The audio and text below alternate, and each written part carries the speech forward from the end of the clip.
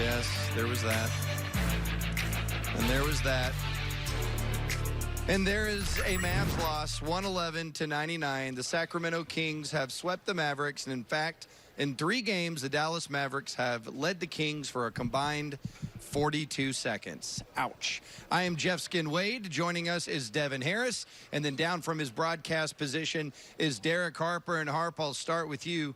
It was a very frustrating evening. What do you take away from this Sunday night?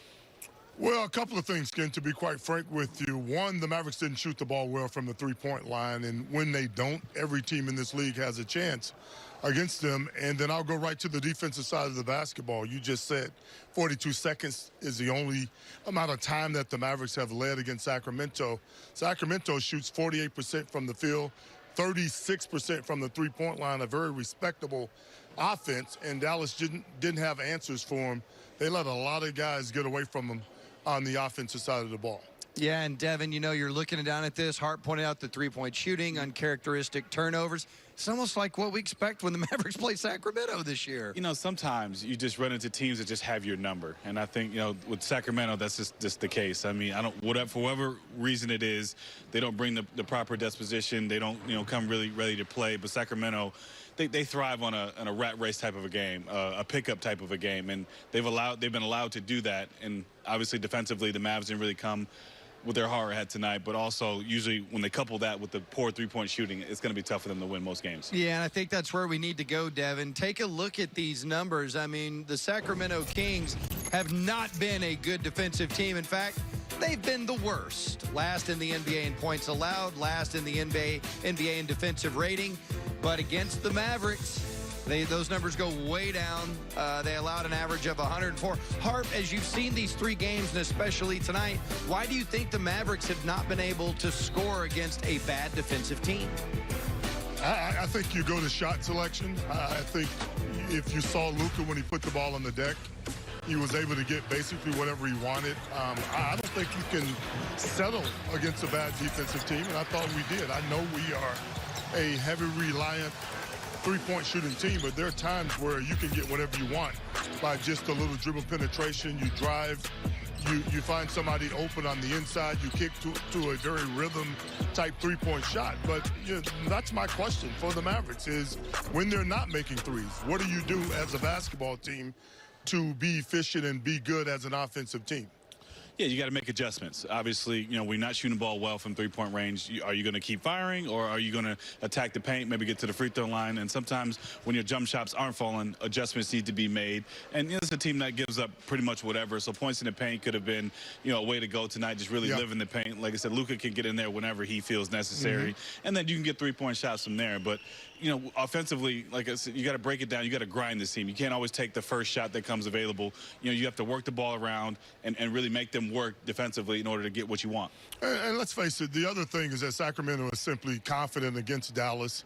And that's what I say about good offensive teams. I don't think that Sacramento is as bad as their record, but they're certainly not a better basketball team personnel-wise than the Mavericks are. But for whatever reason, they come here and they feel like they can win against this Maverick team. And, you know, if you feel that way, if you're that confident against a team, then surely you'll have some success against them. I'm talking about confidence. It was a dominant. I mean, they've led, for 42 seconds total over these 3 games, 2 wire-to-wire victories.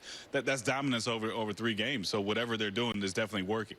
Yeah, and one of the things that we saw tonight, Harp, I know you were as blown away as I was.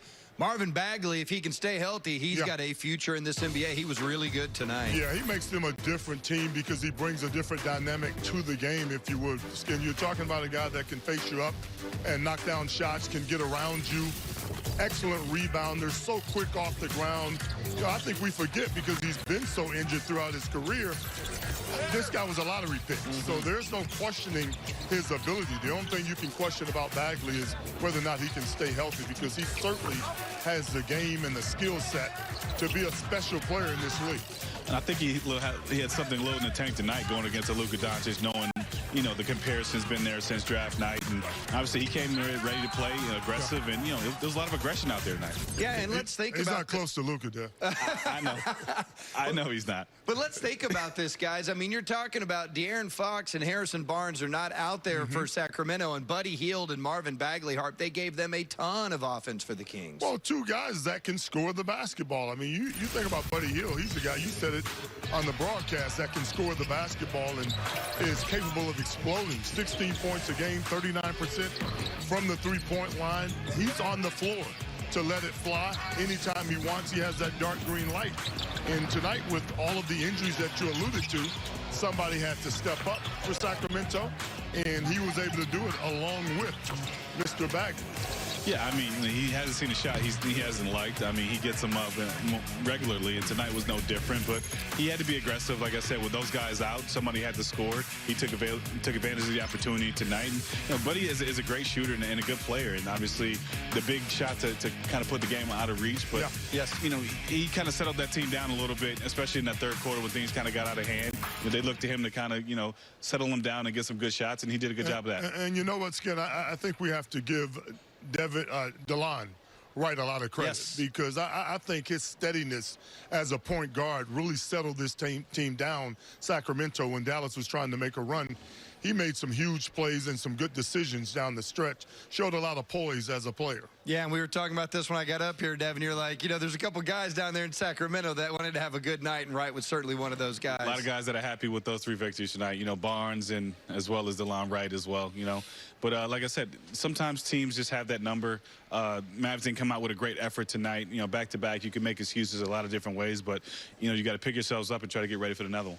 Harp, we appreciate you, brother. We'll see you Tuesday night, man. Okay, you all enjoy. There he goes, Derek Harper. But we have plenty more still to go on Mavs Live, including hearing from Coach Carlisle. That's coming up next on Bally Sports.